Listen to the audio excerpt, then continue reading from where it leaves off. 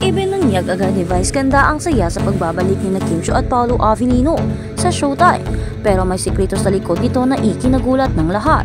Kung bago ka lang sa channel na ito, huwag kalimutang mag-like, share, comment, and subscribe.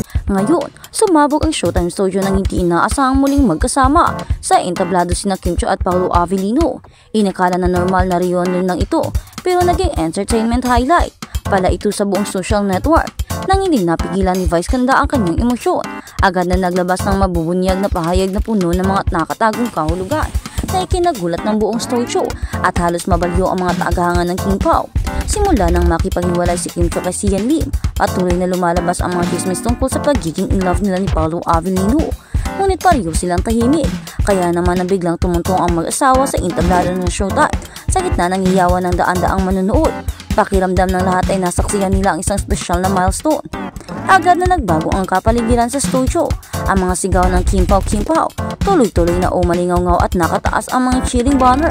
Isang serye ng mga kamera ng tinipuno ng mga tagahanga ang nagre-record bawat sandali. Naghahanda para sa isang bagong bagyo sa Facebook, TikTok at Twitter. Kim Chiu in a bright red dress. Naiyang ngumiti ngunit hindi maitago ang kanyang mga mata, ang kanyang kaligayahan. Si Paolo Avellino ay matikas at kalmado, ngunit minsan ay hindi maiiwasang mapatingin kay Kim. Ito ang magkasundo na nagpahiyaw sa mga manunood na ibaba. Habang nagpupuyos ang maong studio dahil sa reunion, biglang pumagitna kina Kim at Paolo si Vice Ganda na laging marunong magpagulo sa entablado. Saka nagsalita ng pangungusap na nagpatigil sa lahat ng isang segundo bago sumapo. Hindi lang sila masaya sa Showtime, mas masaya rin sila sa likod ng kamera. Ang mga salitang iyon ay parehong biro at nakatagong at isang nakatpaghayag. Agad na sumabog ang buong studio. Nagiyawan ang mga manonood, kaya walang nakarinig sa sinabi ng susunod na MC. Umalingaw sa lahat ng dako ang mga hiyawan, buot at maging mga halakhak na may halong emosyonal na luha. Agad namang namula si Kim Chiu, tinakpan ang kamay ang bibig at tinahihiyan ng ngumiti. Sinubukan ni Paolo Avellino na manatiling kalmado, ngunit kanyang kalahating ngiti ay lumantad sa lahat. Ang reaksyong iyon ay nagpapaniwala sa mga tagahanga na si Vice Ganda ay nagsiwalat lamang ng isang matamis na katotohanan sa kanilang hinihintay.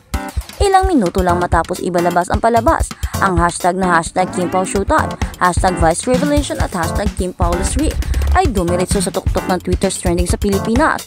Binaha ang mga fanpage at grupo at TikTok ng mga clip ng reveal, momento ng Vice at mga mahihiyaing reaksyon ni Kim at Paolo. Nagpost pa ng status ang isang fan. Ibinunyag lang ni Vice Ganda ang lagi namin gustong marinig. Totoo ang King Pao. Samantalang isa pang netizens ang sumulat. Sobrang saya ng King Pao. Sobrang sweet nila para sa hindi acting.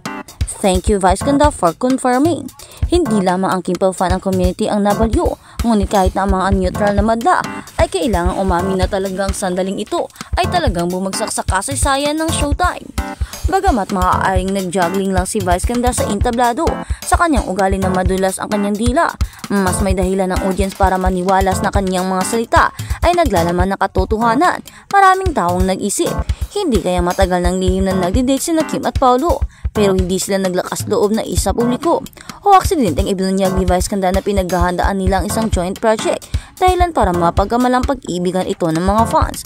O simpleng nangasar lang si Vice Ganda para panainitin ang entablado. Ano man ang sagot, ang hindi maikakailan ng katotohanan ay hindi ito itinanggi ni Kim Chiu o ni Paolo Avellino, at ang katahimikan at namumula ng ngiti ang naging dahilan upang mas grounded ang lahat ng chismis. Sa oras na ito, mas nakakatawag ng pansin ang itsura ni Kim Chiu at Paolo Avellino dahil opisyal na bumabalik sa Showtime si Kim Chiu pagkatapos ng mahabang pagkawala. Ito ay isang napakahalagang pagbabalik para sa kanya. Nakakuha ng atensyon si Paolo Avellino dahil sa pitch version ng drama na What's Wrong with Secretary Kim na lumika ng malaking epekto. Binago lang ng Showtime ang oras ng pag-broadcast nito at tsak na gustong gumawa ng putok ng istasyon para mapanatili ang audience. Ang komunidad ng fan ay Kim Pao ay sobrang aktibo sa mga social media network at naghihintay lang ng dahilan para magpakitang tao. Ang mga salik na ito ay ginagawang mainit na paksang sandaling ipinahayag ni Vice na angkop para sa parehong entertainment at kasalukuyang mga gawain. Hindi lamang ng mga manonood, ilang iba pang mga artista ay mabilis din nag-iwan ng mga komento sa mga social network pagkatapos mapanood ang clip. Ogie Diaz Vice talaga, walang preno, pero bagay naman si Kim at Paolo parang may kilig talaga. Moira De La Torre, grabe na iiyak ako sa sweetness nila, if it's true happy ako for Kimi. Medyo naiinis ang mga fans ni Sian Lim sa pag-aakalang isa lang itong pakulo para pakinisin ang kanilang pangalan. Ang paghahati-hati ng mga opinion na ito ay naging mas mainit ang kwento dahil ang mga tagahangan ng Kim Pao ay labis na nasasabik habang ang mga anti-fans ay patuloy na lumalaban. Natapos ang showtime sa tawanan, palakpakan at walang sagot na curiosity. Nakangiti pa rin si Vice Ganda, kumaway sina Kim Chiu at Paolo Avellino sa audience sa gitna ng masigasig na tagay. Walang nagbigay ng anumang paliwanag at walang itinanggi. At ang bukas na pagtatapos na ito ang naging dahilan upang maging mainit sa paksa ang kwento ngayon. Sa tila paboritong paghayag ginawang entertainment lindol ni Vice Ganda ang pagbabalik ni Kim Chiu at Paolo Avellino sa showtime. Ang mga tagahangan ng Kim Pao ay kumbinsido na ang kanilang matagal na barko ay natupad na sa wakas, habang ang mga netizens ay patuloy na mabangis na nagtatalo. Dahil nga sa ginawa ni Paolo Avellino, ni Vice Ganda, hindi naman ito first time na pumunta sa entablado sina Kim Chiu at Paolo Avellino sa showtime. Sa halip, ilang beses na itong nangyari at sa pangyayaring ito, dito lang ni-reveal ni Vice Ganda, is it accidentally or purposely na binanggit ni Vice Ganda ang relasyon ni na Kim Chiu.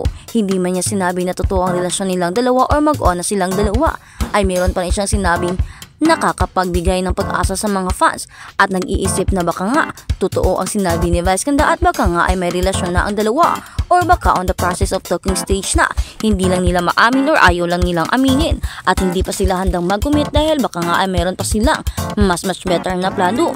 Kaya naman sa ngayon, sa ginawa ni Vice Ganda, gumawa siya ng lindol sa buong mundo at isa na rin ito upang siguro ay mapatawad ang kanyang ginawa or ang kanyang pangalan ay malinis sa mga isyong nangyari noong mga nakaraang buwan at sa pamamagitan nito ay mapag-uusapan siya bilang hero. Totoo rin naman, sobrang ganda ng ginawa ni Vice Ganda dahil nabigyan niya ng pag-asa ang mga fans at nabigyan niya ng kasagutan ang kanyang mga tagahanga na Kim Chiu at Paolo Avellino. Hindi man directly pero at least may idea na diba meron ng clue. Kaya naman ang aminin ng lahat ay masyadong matagumpay ang showtime sa paglikha ng epekto sa media na naging dahilan upang tutuloy na pagtalakayan or magtalakayin ang buong social media network at ngayon, isa lang ang tanong na bumabagabag sa isipan ng lahat. Ang secret behind ba na ipinawatig ni Vice Ganda sa True Love Team, Kim Chiu at Paolo Avellino o isa lang itong matalinong drama para tumaas ang ratings ng showtime? At sa kabilang banda, Kim Chiu, nagbigay ng klaro sa relasyon ni Paolo Avellino. Ang importante masaya tayo, time will tell. Mulang naging paksa ng online talk si Kim Chiu matapos niyang ibahagi ang kanyang saloobin sa totoong status ng relasyon nila ni Paolo Avellino. Sa isang panayam tahasang sinabi ni Kim na maganda ang kanilang relasyon, ngunit mas pinili nilang maging maingat. We are good in terms, time will tell. Marami ang nakapansin sa mukhang mas open si Kim sa pagsagot ngayon kay Paolo para sa mga nakaraang panahon kung saan madalas niyang iniiwasan ang ganoong tanong. Bagamat hindi niya sinadyang makumpirma ang katayuan ng kanilang relasyon. Marami ang nakapansin na mukhang mas open si Kim sa pagsagot kaysa naman kay Paolo Avellino na sa ngayon ay nananatili pa ring tahimik.